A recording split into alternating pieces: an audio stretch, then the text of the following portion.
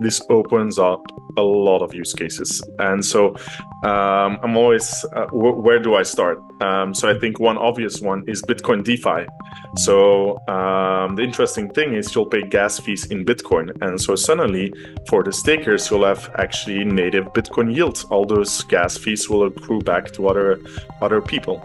Then you, of course, have stablecoins. I think Tether has been wanting to launch a stablecoin on Bitcoin for 10 years.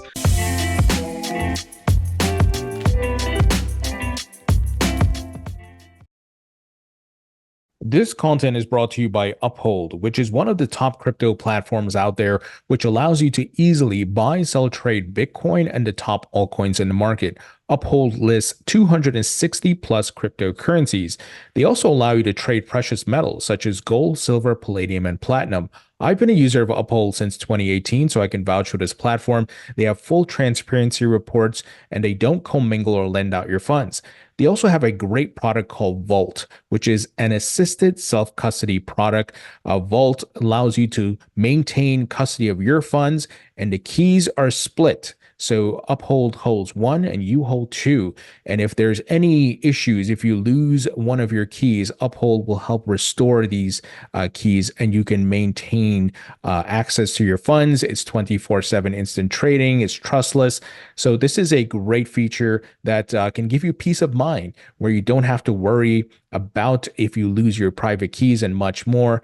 So if you'd like to learn more about Uphold, please visit the link in the description. Welcome to the Thinking Crypto podcast. I'm your host, Tony Edward, and with me today is Willem Schroe, who is the founder and CEO of Botanix Labs. Willem, great to have you on. Great to meet you, Tony. Great to be here. Nice to meet you all. Yeah, absolutely. Willem, you guys are building some very cool Bitcoin scaling solutions, layer twos, and much more. So I have a lot of questions for you as a Bitcoin holder. I'm excited about the new use cases and applications that can be built around Bitcoin. But before we get there, tell us about yourself, where you're from, and what's your professional background. Absolutely. I got a lot of use cases for you later in the podcast. So I'm Willem. Grew up in Belgium. Have a bit of a mathematics background, became 13th national mathematics competition there. Ended up doing electrical engineering, researched in cryptography, so researched in authenticated encryption. Actually, part of the design, how we're building a Bitcoin layer 2, which is called the Spiderchain, comes from my cryptography background. Then lived a year and a half in Saudi Arabia, saw hyperinflation happening in Lebanon, so people get their bank accounts seized. Fully fell down the rabbit hole, then went to Boston to Harvard, and then moved to New York. And around like 2 years ago, I think we came up with the idea for Botanix, basically realizing that you have Bitcoin, $1 trillion market, and almost no applications on top of it. And then on Ethereum, so many different applications. And most of them are built on the EVM. And so realized that the EVM is a software layer. You can bring that to Bitcoin as a second layer EVM. And that's when we started building, went deep into the cryptography for the first 6 months, basically pure design, and then started building, went on testnet in November, and now getting close to mainnet. Oh, that's awesome. I'm curious, what was your first encounter with Bitcoin? Did a friend tell you about it? Did you read about it on a forum? And was it around the time you were studying cryptography? No, exactly. So actually, one of my good friends that is still working in the space, no, it's like 2012 or something, told me about it. Unfortunately, I didn't buy then because I had to send cash in an envelope, and besides that, I didn't have that much money as a poor college student. And then, of course, I saw it in my cryptography classes, so I saw Bitcoin in my cryptography classes. Oh, wow. So I'm curious, in your classes around cryptography, how was Bitcoin presented, and is it very different from other forms of cryptography? Yeah, that's a very good question. I think in general, 95% of the classes of cryptography was not about cryptocurrency at all.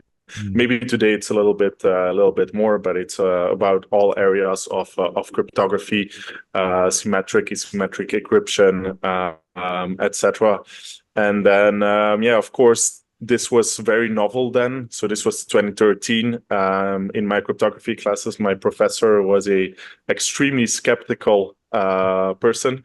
And so we called it, some weird internet experiment. But we looked at it from a cryptographic perspective, and it was like very legit.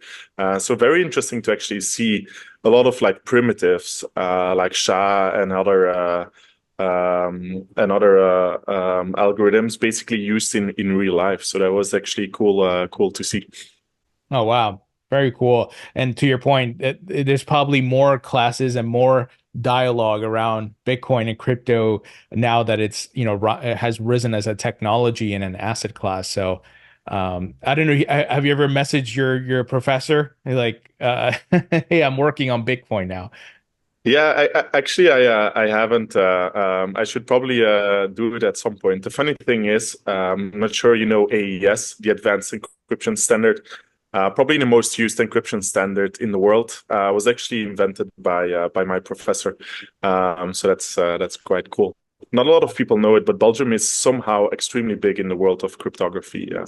Not that much in the world of cryptocurrencies, but very big in the world of cryptography. That's fascinating. So let's talk about Botanix Labs. Why did you decide to start this company, and what's your core mission? Yeah, that's a very good question. So 2 years ago, I was in this world, and then I entered the world through the Bitcoin side, and of course, I saw hyperinflation. I saw people get their bank accounts seized, so I quickly saw the macro picture. And I think Bitcoin is a technology of sound money that can be absolutely massive for billions of people around the world. And then you saw also another few things happening, like Bitcoin has very slow blocks, 10-minute blocks, and is very hard to build on. And so most of the applications were built on other chains. And so I really like Bitcoin in the sense that it's a very clean code. It's a very easy to understand code. It's very clean. It's very pure. It's absolutely decentralized. And so I like Bitcoin because it's the most pure, decentralized, secure, best money ever made. And so I would like to see more in the world and more applications actually being built on Bitcoin. And then once you start seeing, you saw DeFi summer, of course, and then you see these primitives of a financial system. And so when you think about decentralized exchanges, in my mind, they're a 10x better version of stock exchanges. You can permissionly trade anywhere in the world 24/7. Today, someone, I don't know, in Egypt, for example, cannot buy all the stocks on New York Stock Exchange. Why is that? And so you can see that decentralized exchanges is a 10x better version. Outside of that, I consider a lot of the tokens actually a better version of stocks. And then, of course, you can take loans. And so you see these primitives of a better financial system. And I wanted to build these primitives on top of Bitcoin. And what we're doing right now, actually, very funnily, in the company, every 2 weeks we look at our mission. When you think about 100 years from now, and you can actually see a majority of the world running on Bitcoin as money, what we're actually building as a second layer EVM can actually be the infrastructure that runs a financial system on Bitcoin. With the decentralized exchanges, with the loans, with the different tokens, and yeah, I can see this world playing out. So what we're actually building can last for 100 years. That's amazing. And tell us about the Spiderchains. And you mentioned they're using the EVM technology. And maybe if you can explain to maybe folks who are like new to crypto, right? How does this sit on Bitcoin, and how is Bitcoin leveraged via the Spiderchain? The Spiderchain is actually a novel layer 2 design, which is quite unique compared to your different rollups that you typically see on Ethereum. So the Spiderchain is not a rollup. We actually believe Bitcoin is actually not made to build rollups. You have the UTXO model, while in Ethereum you have the smart contract model and the account model. And so Ethereum suits itself way better to build rollups. And so on Bitcoin, we actually wanted to build a decentralized layer 2 where anyone can permissionally participate in. So you will be able to participate in the Spiderchain, run a full node, and actually be part of the whole network. And so how it works is I'm going to assume that the audience know what multisigs are. Yeah. Multisigs are basically what runs in the whole of crypto. Even rollups are a smart contract that has a multisig where you encode fraud proofing. But in essence, we want to decentralize the multisigs. And now I'm going to take a small pause here and give the example of the Lightning Network for the people who are more familiar with Bitcoin. The Lightning Network is this decentralized network of 2 out of 2 multisigs. If you and I open a Lightning channel, that's a 2 out of 2 multisig. And so in essence, you can think about the Lightning Network as this overlay network of 2 out of 2 multisigs. And so park the idea of the Lightning Network, but then think again about that decentralized network of multisigs. That's what the Spiderchain is. So you will create a series of multisigs. For example, you can have 10,000 different people all participating in this decentralized network. And so you will create one single multisig. You will randomly choose 100 participants, and they will secure multisig 1. And then you create a new one. Again, you randomly choose 100 participants out of the 10,000, and they will secure multisig 2. And then you carry the new one, multisig 3, and then 4, and then 5, and then 6. And after a while, you have this decentralized overlay network of hundreds of multisigs, of thousands of multisigs, where you have 10,000 or 100,000 full node operators where anyone can join in.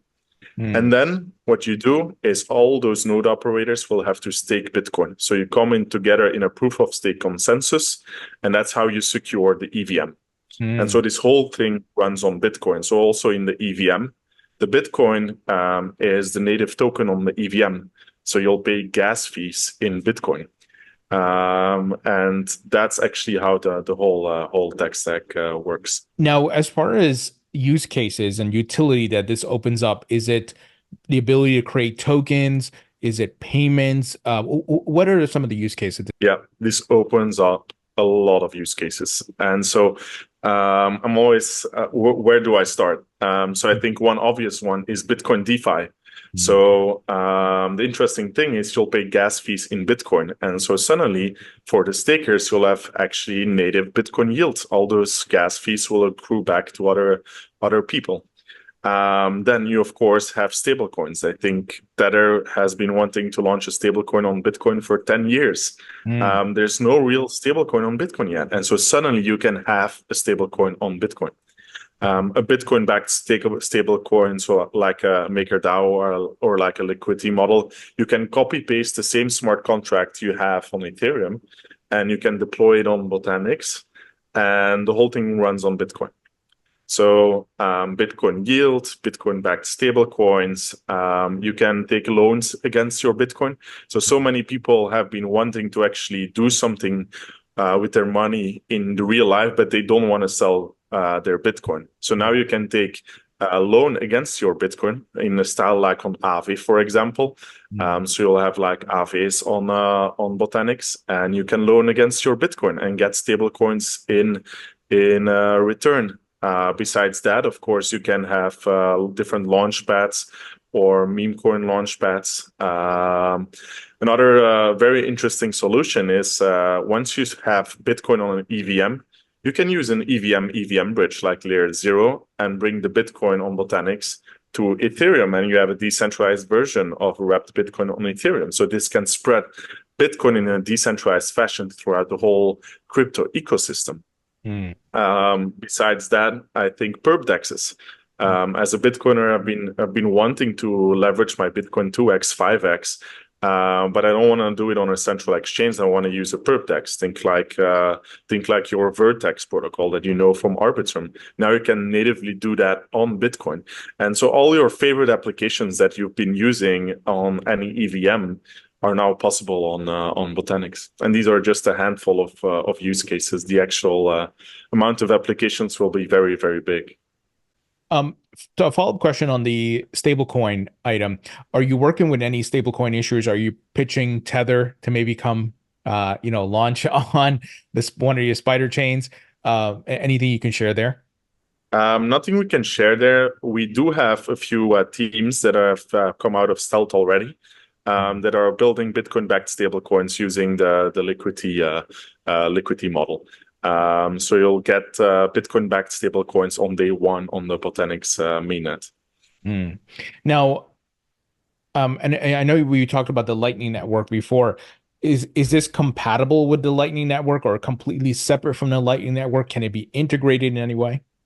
Absolutely. Actually, we did a hackathon a few months ago, Mm. and the winning team built a Lightning Network integration. Mm. So think you go to your favorite bar or something that gives you a Lightning invoice, and you can pay that Lightning invoice with the Bitcoin in your MetaMask Mm. on your phone or from anywhere. And so you can pay Lightning invoices from the Botanix EVM.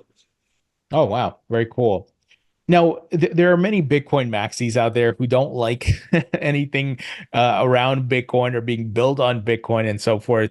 Do you see that changing though? That many Bitcoin maxis are now maybe less aggressive, and they're like, you know what, we want all these cool things for Bitcoin because the adoption of Bitcoin is growing.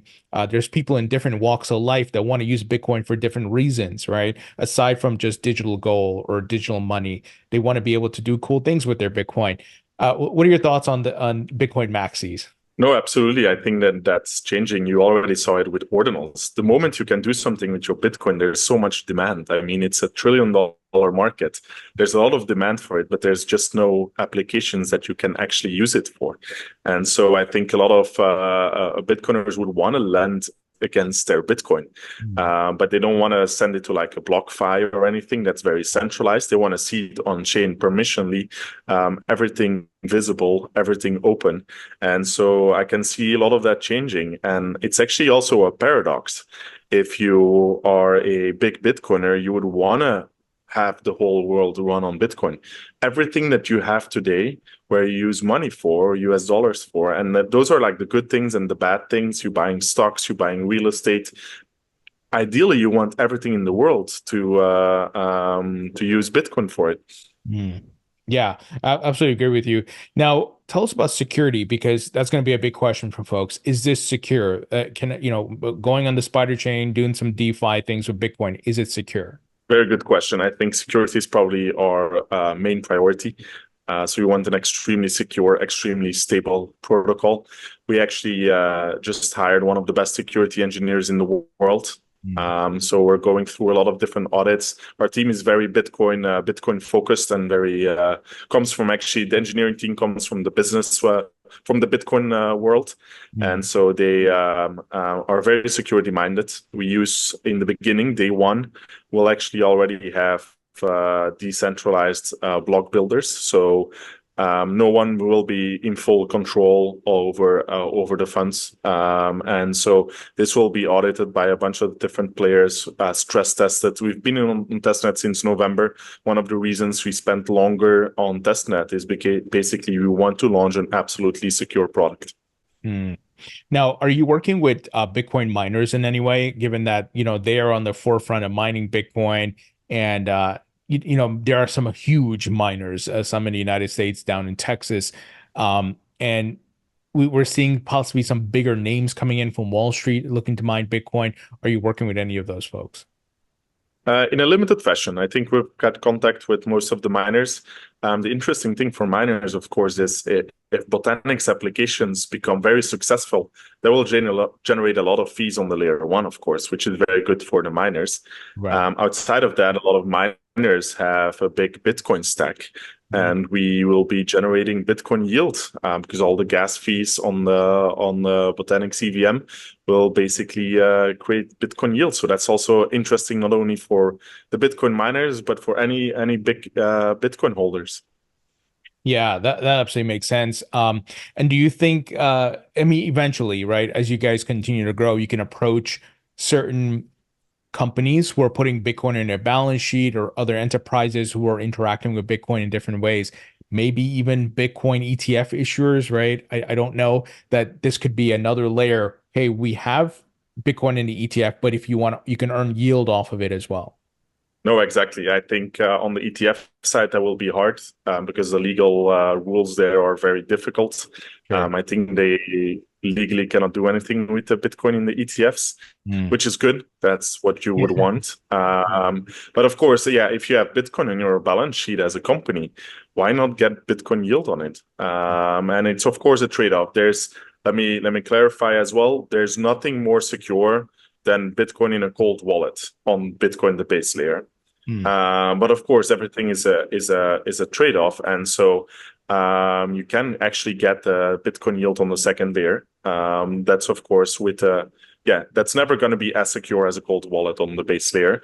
But as a counter argument, on the flip side, you then get Bitcoin yield.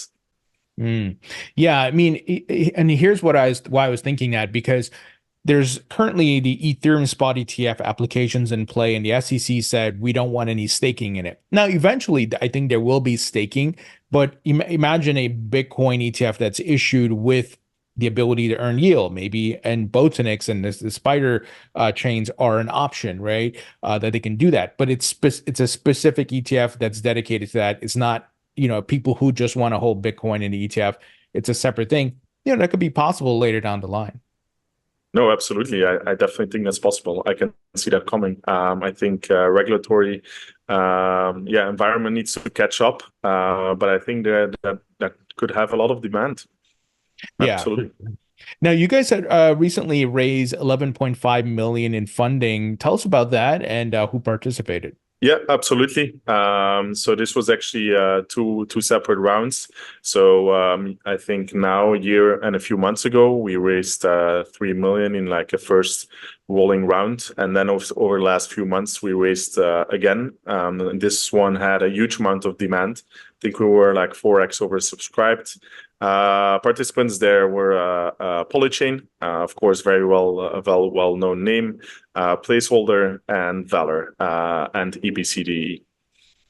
Awesome. And what do you guys have on the remainder of your roadmap for 2024? Yeah, I think the next few months will be incredible. If I'm correct, I think we will see Bitcoin DeFi for the first time ever in a big fashion. Like actual Bitcoin DeFi, like how you're familiar with it, like on Ethereum DeFi. I think a lot of people have tried to do it, but all the building blocks are there to actually have this in a few months' time.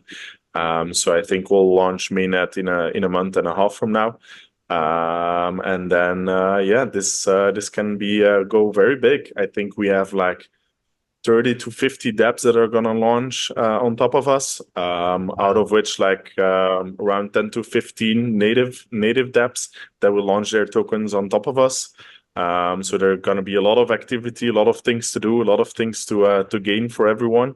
I think definitely stay very close over the next few months. That's exciting, and I'm looking forward to that.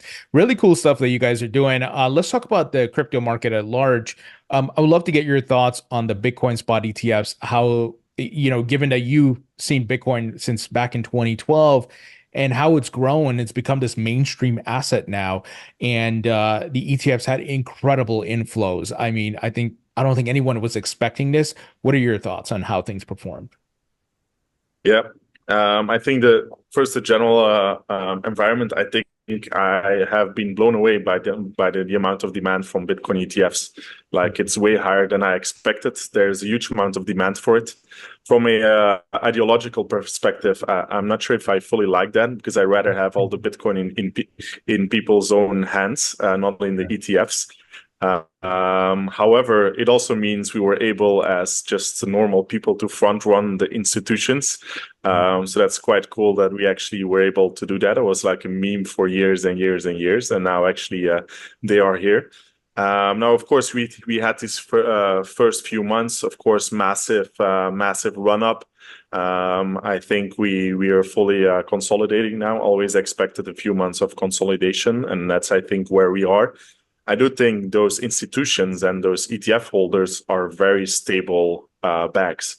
Like those pension funds, they don't quickly buy and then sell the next day. If they buy, it's often for a very longer term horizon, and so this can be very, very sticky capital. So the institutions sometimes have diamond hands, so to speak.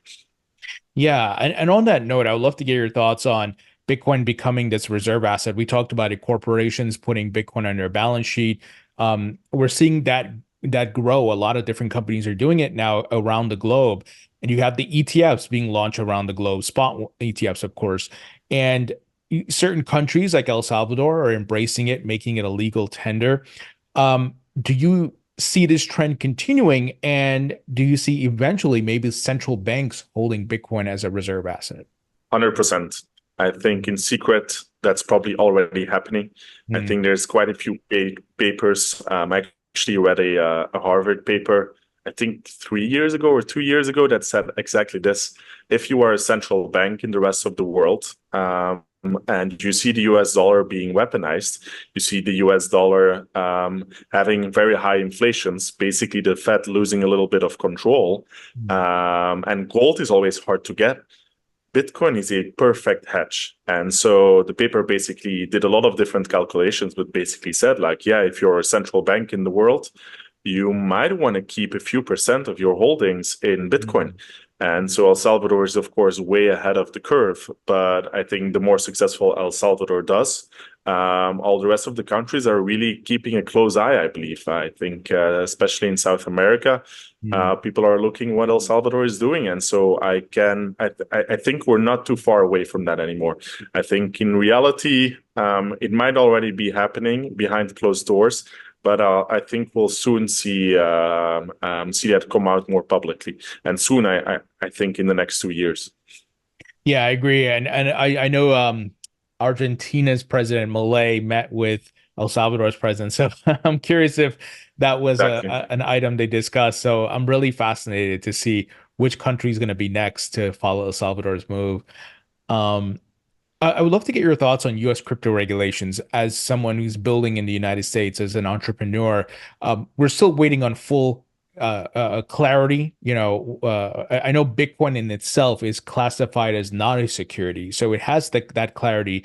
But there's other things like DeFi and yield where the SEC still has some control and they want to bring it under their umbrella.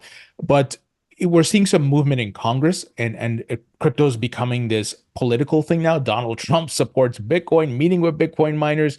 What are your thoughts on what's been happening? Yeah, I think it's very much needed. I think over the last 3 to 4 years, a lot of innovation has basically been pushed outside of the US. And I've seen that firsthand. Like multiple people, investors and other founders told me, you have to go outside of the US to launch this. And so, yeah, I was here. And so I didn't end up doing that. So I guess I'm one of the exceptions that I'm still building in the US. But it's great to actually see that 180. And Congress and that political 180 in terms of crypto regulations, or like at least showing that they want to change things, went really fast. I was very, very surprised by that. They did a very sudden 180 and everything turned around. So I'm actually hoping that very soon that actually also results in easier and more open regulation, because today it's very hard. I mean in New York here, Uniswap is getting soon. Samurai Wallet is getting soon. They're coming. I feel like they're coming after everyone. They of course have limited manpower, but yeah, I think it's very good that we finally see some change. Yeah, agreed. And it came out of nowhere. I don't think anybody was expecting it, but it's a good sign. Now, if you had to leave the United States because they're not figuring things out in time, where would you go, if you don't mind me asking?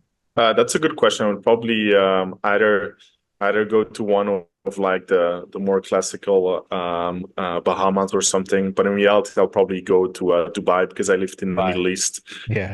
And Dubai has become very, very open. Very funnily, like when I lived in the Middle East, like I don't know, like 6 years ago, crypto was not a thing there, and they moved it around like very, very quickly. And now they're a very friendly environment. So that's probably where I would go. Yeah, there's a lot of folks in Dubai, and it's one of the most crypto-friendly jurisdictions. And Japan, Singapore, and some of these other places are more open as well. Now, I would love to get your thoughts on central bank digital currencies, because world governments are taking the blockchain tech, right, from Bitcoin and essentially building their own blockchain or using other public blockchains and minting fiat currencies on there, and it's called CBDC, similar to stablecoins. There's a lot of benefits, but there's also a lot of potential problems with it, and where our rights can be trampled on. I'd love to get your thoughts on what's happening with that. Yeah, CBDCs. It's been a thing for a few years. We all know that a lot of governments have been working on it. Now, this is one lucky thing that we know that governments are very slow and inefficient. And so I don't think anyone, especially like in the West, has been able to actually ship something or actually get alignment on something. And that's a good thing. I think that's one of the benefits of democracies. Like, you need everyone to be aligned. And I think most of the people understand that CBDCs are, a privacy nightmare. Like, at this point already with technology, governments have extremely amount of control. And once with CBDCs, it becomes another 10x worse. And so I think as the opposite, now you actually have Tether and stablecoins that actually provide an alternative. And so I think you might see a world where instead of CBDCs, actually governments say like, why don't we use, a Tether or launch a stablecoin without the whole CBDC overregulation part. Yeah, I agree with you. And I'm hoping they go that direction. At least here in the United States, it seems like they're going that direction because there's been some bills put out by different congressmen anti-CBDC. The Fed can issue a CBDC directly to consumers and the people. But maybe they're able to use USDT, USDC, and some of the other PayPal's PYUSD and so forth. Those are the ones that are used by the public, but we'll have to wait and see. Yeah, maybe it's a Bitcoin-backed stablecoin on the Botanix EVM. Yeah.